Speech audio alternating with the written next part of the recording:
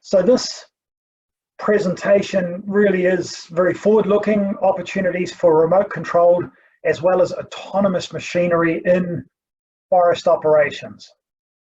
Okay?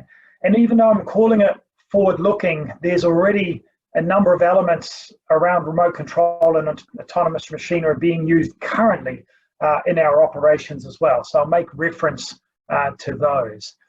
But the goal here is really just to give you that overview of where we're at and really see why forestry companies are interested in the developments of remote control or autonomous type systems. I must admit, I got involved with it because an Australian research entity asked me to do a project for them. And what it was, some of you may know, Australia used to make vehicles, as in cars, Holdens, but they've pretty much shut down their automotive industry. So what they had in Australia was automotive industry or capabilities around manufacturing of equipment, but they're not making cars anymore. So the government, the Australian government, was really looking for what's an opportunity that we can invest in that will allow us to hold on to our manufacturing capability, both the people who are experienced in making advanced equipment, as well as the facilities for equipment. So forestry put its hand up and said, hey, if we take a lead in making autonomous forest harvesting equipment, we could actually be a world leader in this space and have a big manufacturing base in Australia, okay? So my job was really to have that independent review and identify some of those idealistic or realistic pathways for the development of this technology and the integration into our industry. So I did put up this quote to start off my report, and it has been noted a number of times. I think the future of timber harvesting will certainly be robotic. So in your time, you're going to see a lot more robots working out in the forest industry, and you're going to be managing some of these robotic operations. But at this time, my role is more the question of how are we going to actually get there. Okay, so just here's a little video clip of a robot in the forest.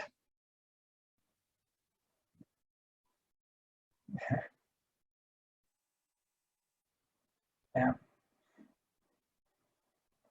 So hopefully that streamed okay, but this might be what we're picturing when we're talking about robots or robotics in forests. A stereotypical robot, as you can see in that image there, trying to move its way through the forest. That's not very realistic, but it does highlight why we have struggled to adapt robotics to our forest environment, because our forest environment is very complex. Okay, anytime you're in the forest, it's a very difficult environment to interpret, and especially for robots, the terrain underfoot, in this case you've got some snowy conditions, but you've got undulating conditions, you've got roots to trip over, you've got wet areas. All of these things that we can see and take for granted are a real challenge for the robots that we have access to today.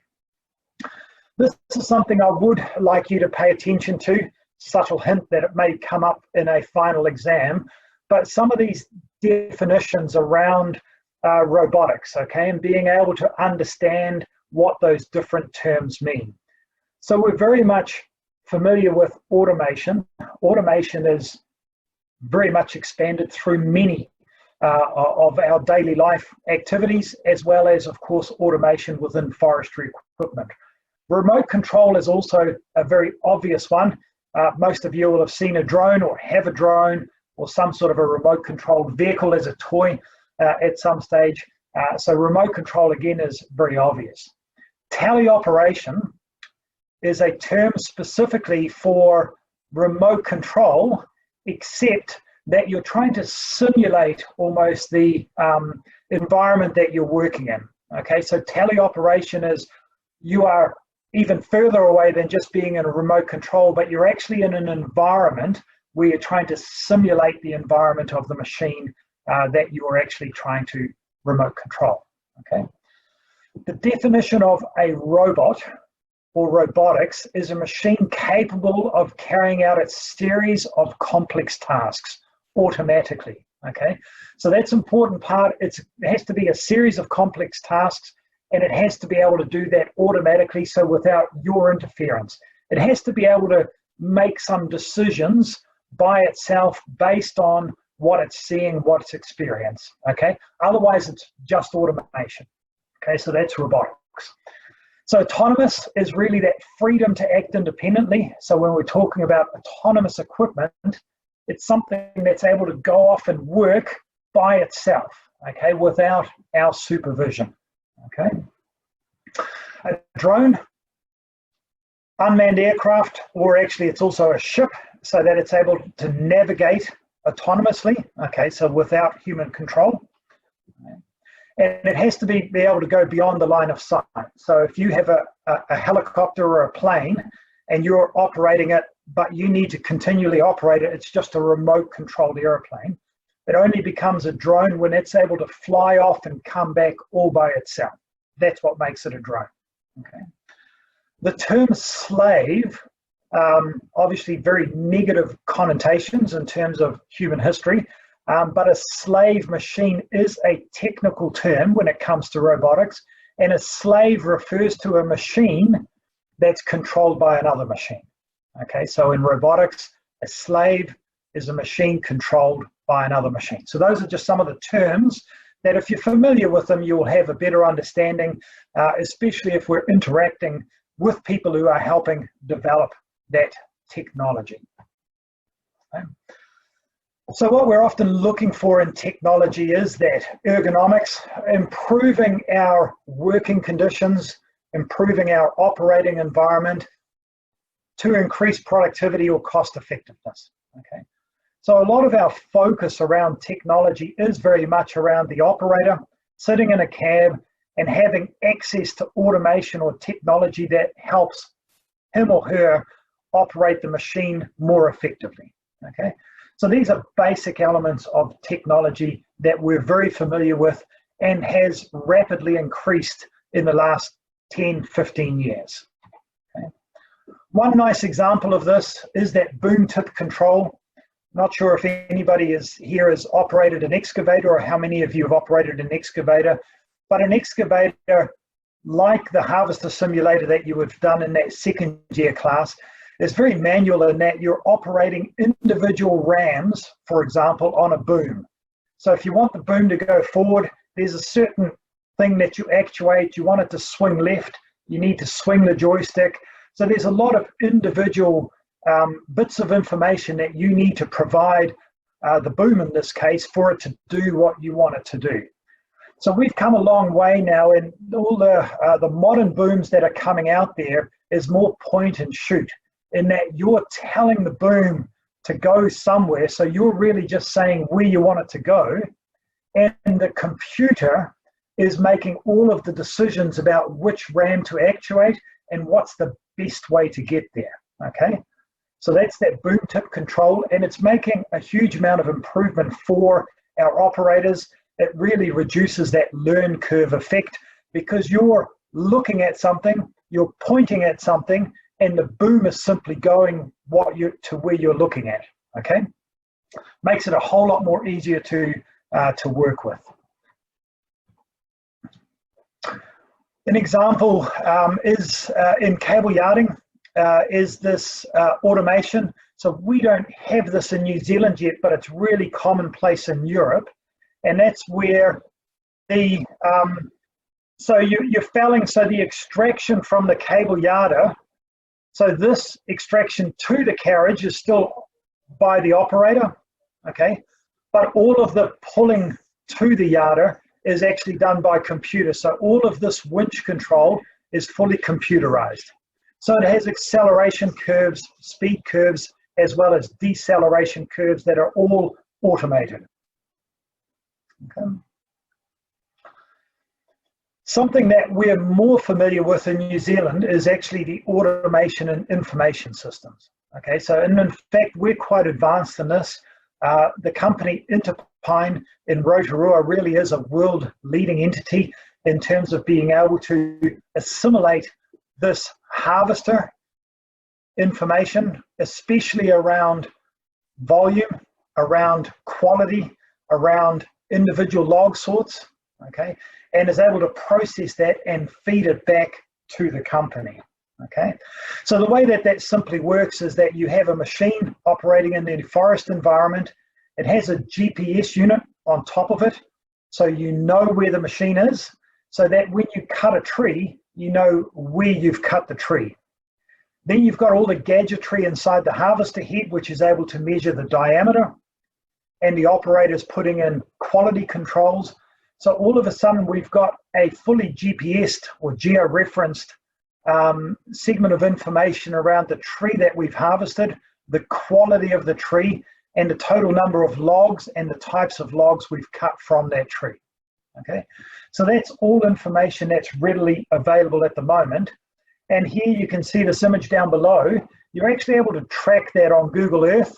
So for example, if you're a harvest manager and you're wondering what your logging crew is up to, remember Reese's presentation from just last week, where some of his contractors went beyond the boundary, as in they started harvesting trees on the neighbor's block. If you're concerned about that, you can simply log into Google Earth and you can see by these purple spots, every purple dot is where your harvesting crew has cut a tree. So you can see where they're working, where they've gotten to, and also making sure that they're not going across any boundaries or streamside management zones where they're not supposed to be. So that's a really nice high level of information technology that we can work with.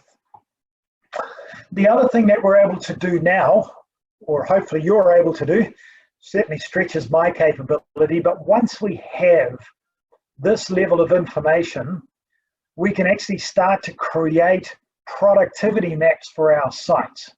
So obviously we know that given aspect, given soil type, all of these segments of information, all of these parameters that we need to grow trees successfully, you've actually got proof now when you harvest the trees about what areas of the sites have been most productive and what areas are least productive.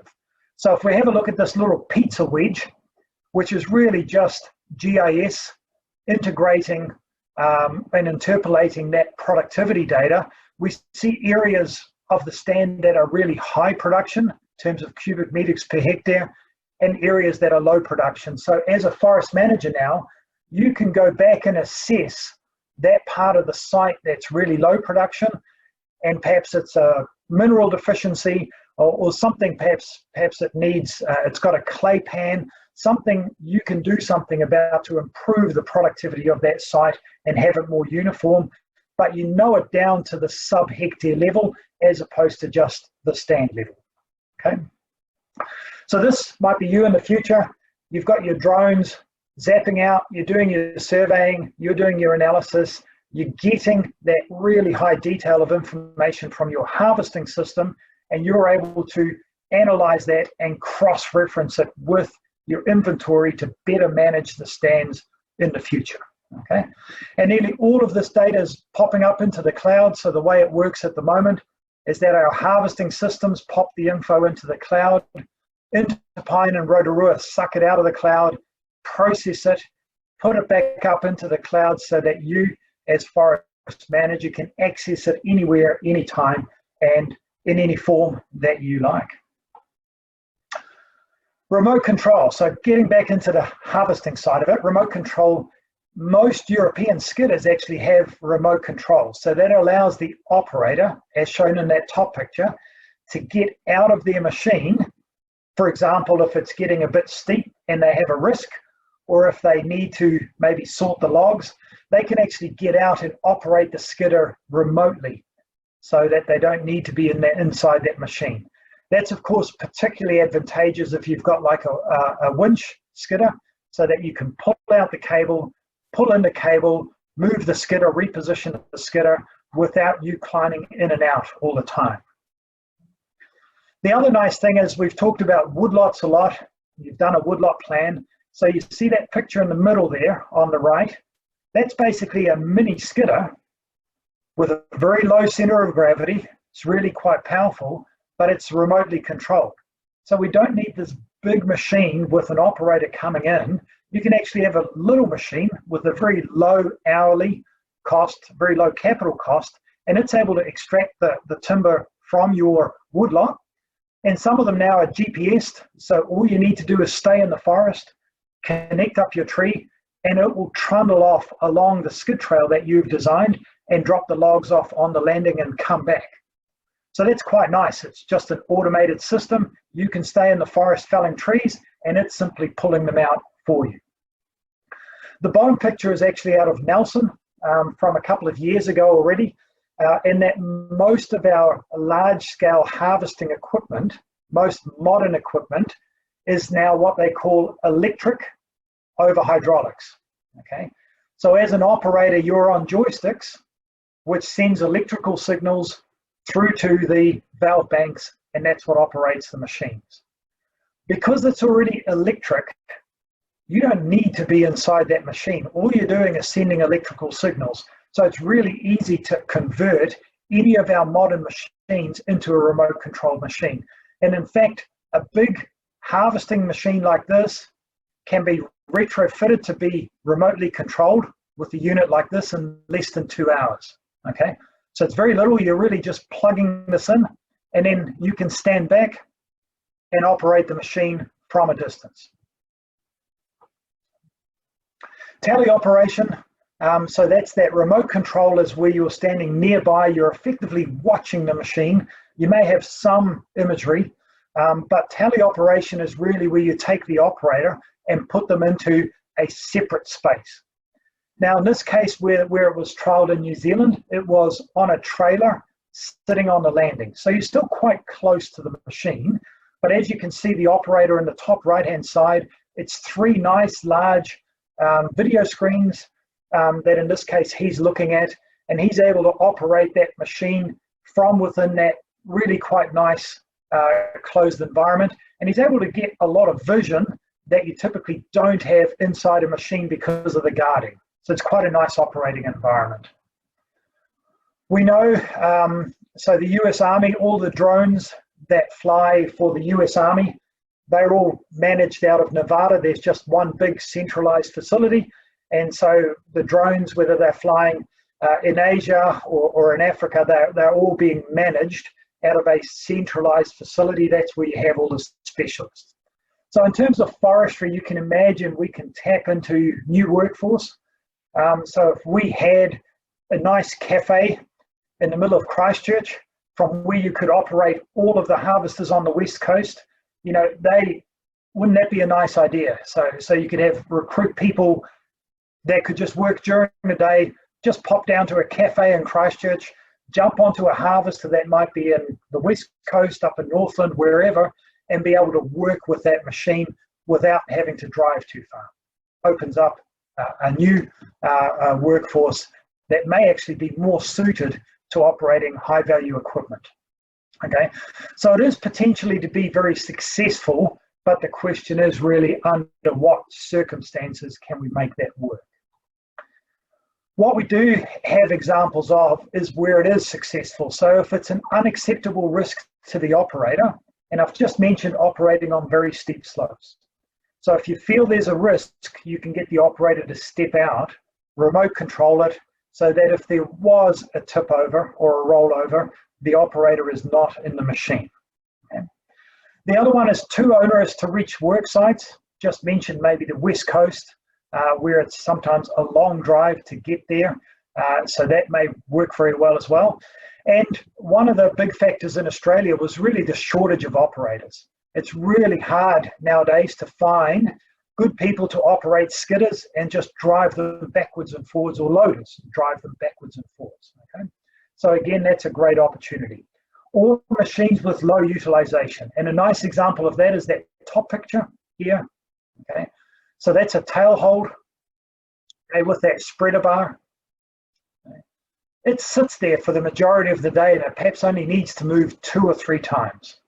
So it makes little sense to have an operator sitting there for 3 or 4 hours waiting for a line shift. And the problem with getting an operator there and moving the tail hold, if they do come back to the landing, then they're quite far away. It can often be more than half an hour to reach that tail hold machine. So then if you do want to move it, nobody's there. So the one thing that they have teleoperated is these tail hold machines, so that the yarder operator, when they're ready to move, they can, using a video screen and some joysticks, basically pick up that boom, trundle that excavator along, put it back down, and keeping on logging. Okay, so that's a nice example of teleoperation. So in terms of robotics specifically, I think another key message is that when we think of robots in our workplace, most of them have been doing sort of dirty, dull, or dangerous tasks. So that's where we use them most frequently. And in fact, that top right-hand picture is an example of, I think this is credited with being the first robot ever in use in the world, okay? So, and actually robotics celebrated its 50th birthday, so that machine is already 50 years old. But you can see there a furnace, okay?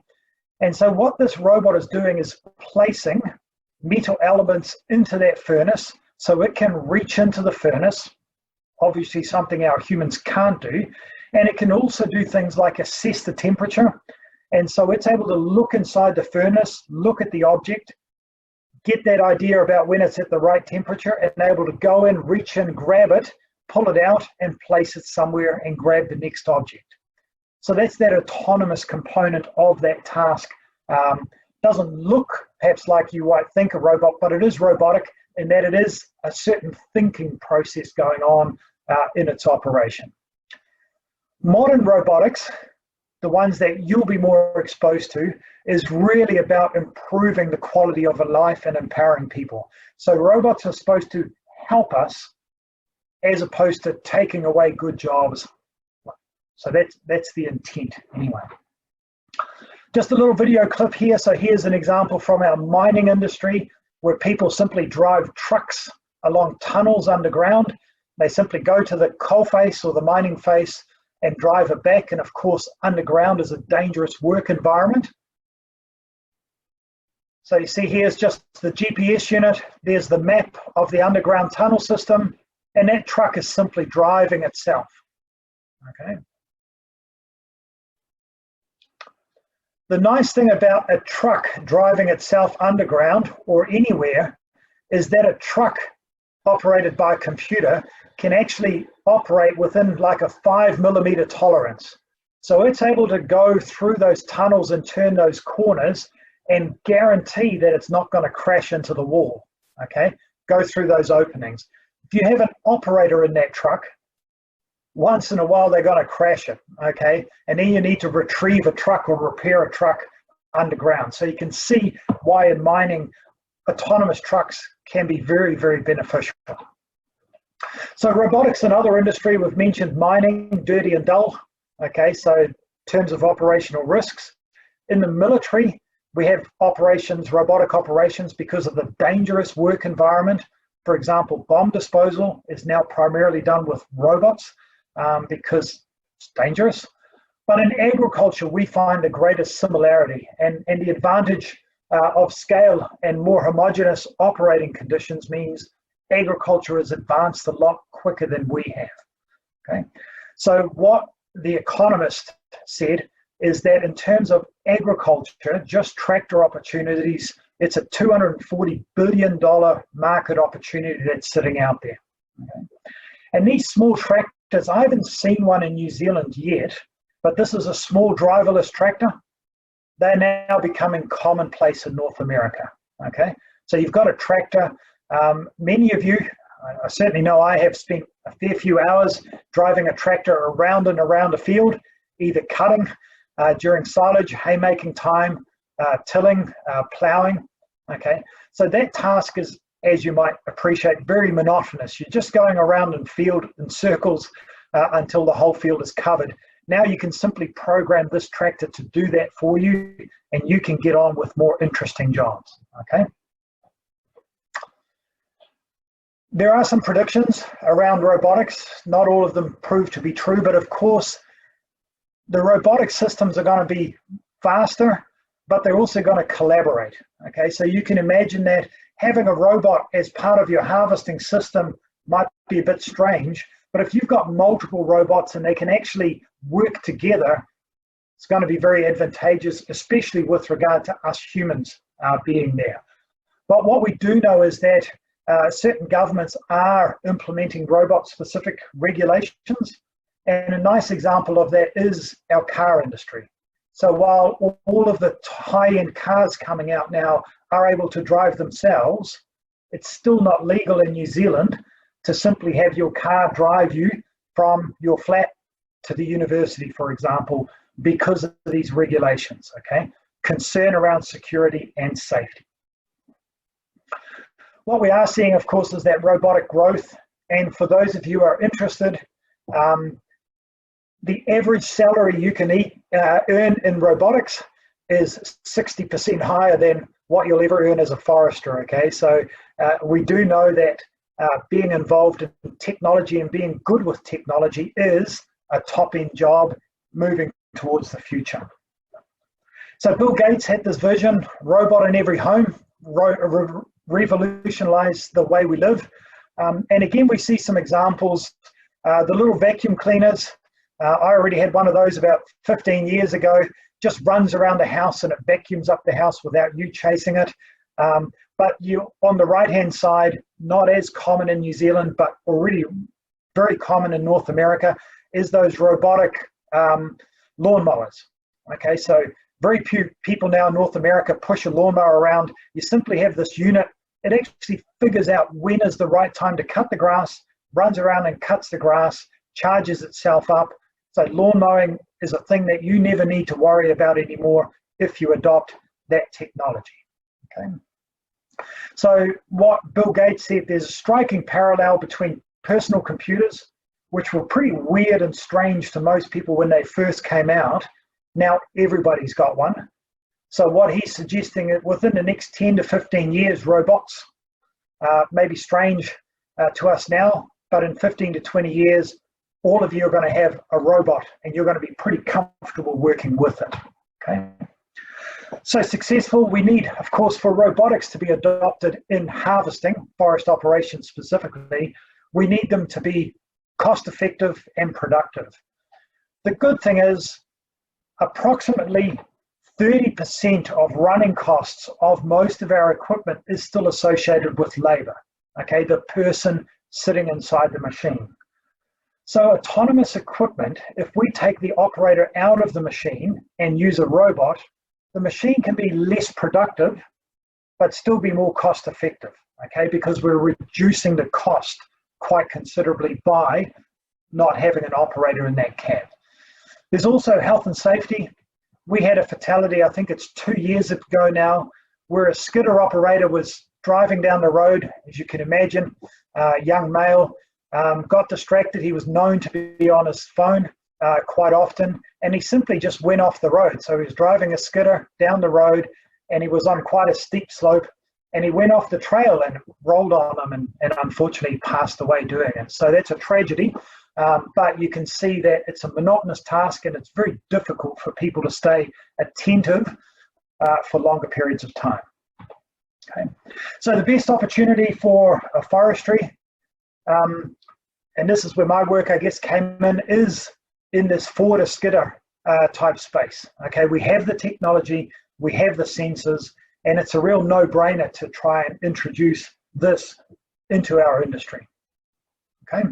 And actually 2 years ago, we had a group of engineers. I'm not sure if you recognize these guys. So Toby Bell, now working with Pierre Folson, James Ma, now down in Balclutha, Georgie, Holdaway, now up with the Gisborne District Council, as well as some of the mechatronic engineers.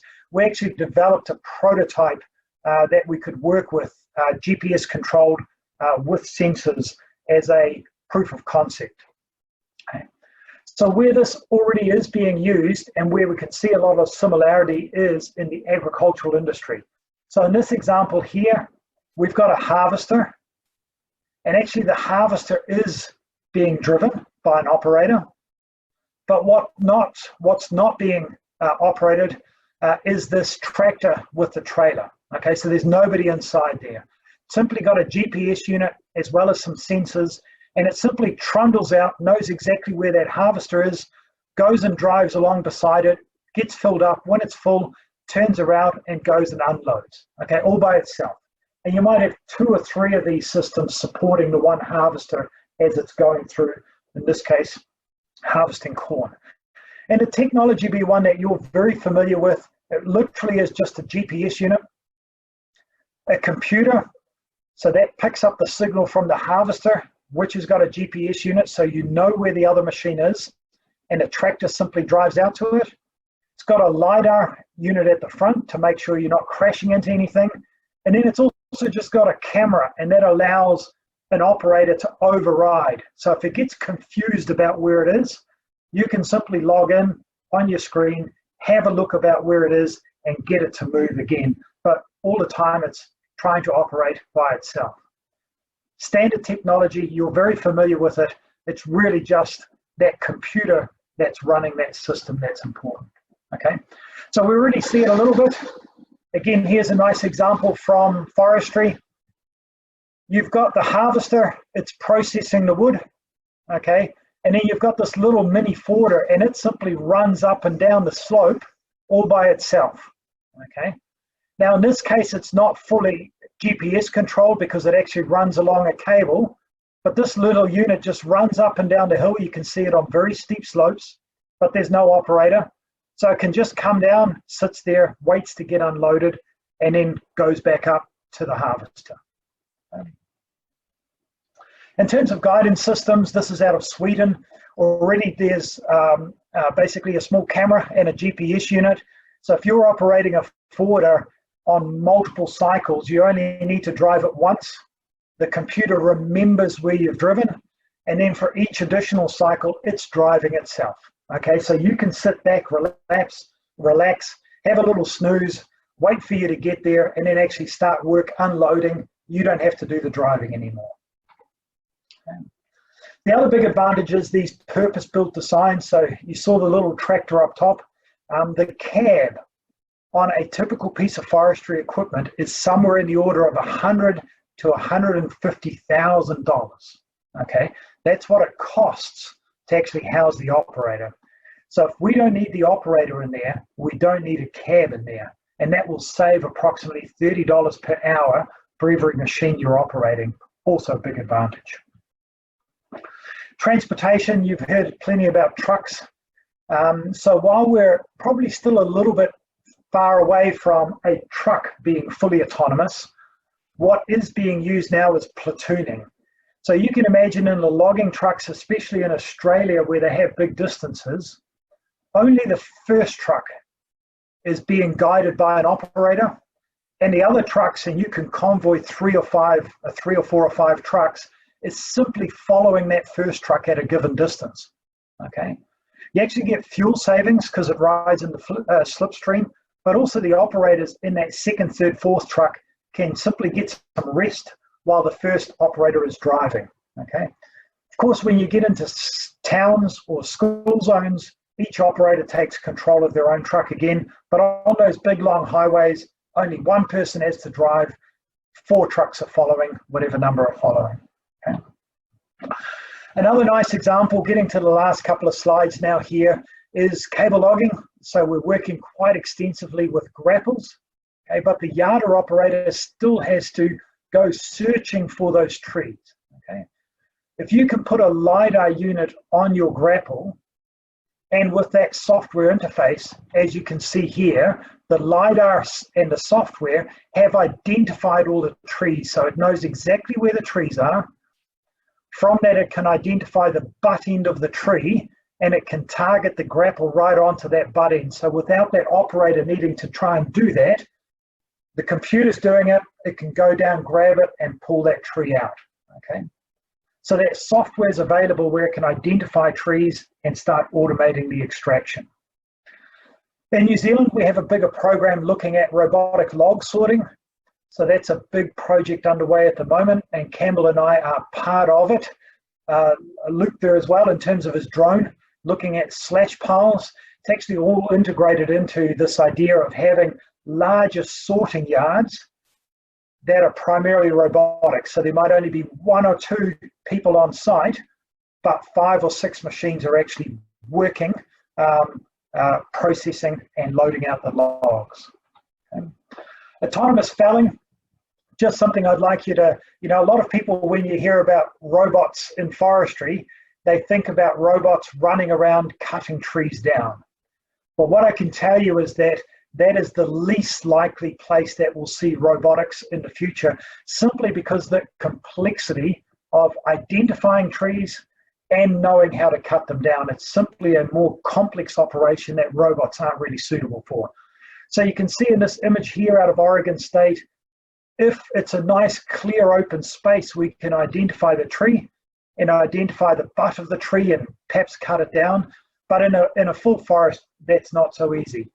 The other big concern when you've got cutting technology is if there's an oil drum, for example, sitting there, it's also round, right? It's also round, longer than it is short.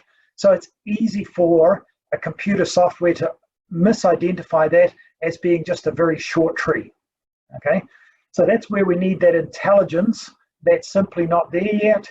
And what we need to get to is for the harvester to be able to identify an object like that, throw it into the cloud and going, don't know what this is. And then the cloud will get back and go, hey, it's an oil drum. And the computer can go up and go, well, should I cut it? And they go, no, don't cut that. So that's the interaction you need for this technology to be available for our harvesting systems, okay? And my little joke with that is that, what about if people start dressing up as trees? Well, yeah, it's gonna get them. So if somebody's in the forest walking around, up, they are gonna get chopped in half because the computer just isn't that smart. It's these people, it'll grab them and chop them up, okay? Slaves, look, this is a nice image out of Brazil. So a very large plantation forestry, working in a short rotation eucalypt stand. But you can just imagine that that first machine, which is actually being operated by a person, it's harvesting, but all of these other machines are simply slaves, okay? So this one's cutting, it's looking at where it's at, it's making sure it's not near the waterway or anywhere else, but all of the following machines are just slaves, okay? So it's taking the lead from the first, going, as long as I'm cutting, just keep cutting yourselves as well, okay? I'm just weary of time, so there are some future ideas. This is one, the bottom one is the one in New Zealand. I think you may have seen that image, but the idea here is like a tree monkey that swings from tree to tree, cuts one down, swings to the next tree and cuts it down. So the idea there is that it's robotic, autonomous, and that it's able to actually harvest our trees without even touching the ground, but it's very much a concept, not a working prototype, okay? And while harvesting is exciting, there's a lot of movement, especially in planting, okay? So here we see a planting machine. So at the moment, it's still a very laborious task to run around, especially the hillsides and plant trees. So here's a little planting robot. Okay, that machine there drives along, sticks the trees in the ground, does it very nicely, and simply is a robotic way of replanting. The other one that we're developing, and I think will be of specific interest to the Billion Tree program, is that we can actually drop our seedlings from a drone, okay? Especially if we're going towards native plants, that we're able to design a little cone that penetrates the ground just the right distance. So you're dropping it out of a drone, plugs itself into the ground, establishes and grows, okay? So lots of neat ideas out there that are being worked on that I'm sure that you will have a chance to manage during your careers. Okay. So just to sum up, look, felling is most exciting but least likely. It's best suited to tele operation, maybe for some niche requirements like harvesting on steep slope. That extraction is the most realistic because it's technology we're already familiar with. It's just a GPS unit. It's just following a set route through the forest, okay? So processing is going to lend itself to higher levels of automation, okay? And transportation, I think, is going to align. We probably don't have to do too much work in that. A lot of that truck For example, the platooning that you get in transport, that's going to be developed by the automotive industry, not by the forest industry. So robots are going to take over, yes, but in stages, and expect some social pushback. Probably the first time you get a robot working in your forest, it's kind of exciting to some people, but it'll be really scary to a lot of other people. So that's part of what you need to manage. So lots of exciting developments, but it will become common in forestry. The hardware is already there. So it's really just for that software to catch up. I think the exciting thing is there's a real opportunity for New Zealand manufacturers to create some new equipment and be part of that growing phase. I mean, you can make a lot of money making smart equipment. Cutting down trees is one way to make money. Making smart equipment is a great way to make more money. So that's a good business opportunity. If you've got the right ideas, there's plenty of people who've got the technological know-how. So it's really just a matter of creating these opportunities for us to be successful. Okay, hopefully that was an overview, a somewhat interesting overview of robotics as a whole, and in terms of where we're at, and also in terms of what we can see in the near future. So we got some messages out of Brazil not too long ago, but they're already using those robotic vehicles within their harvesting sector, just like the mining industry has already for about 10 years in their extraction phase of their operations.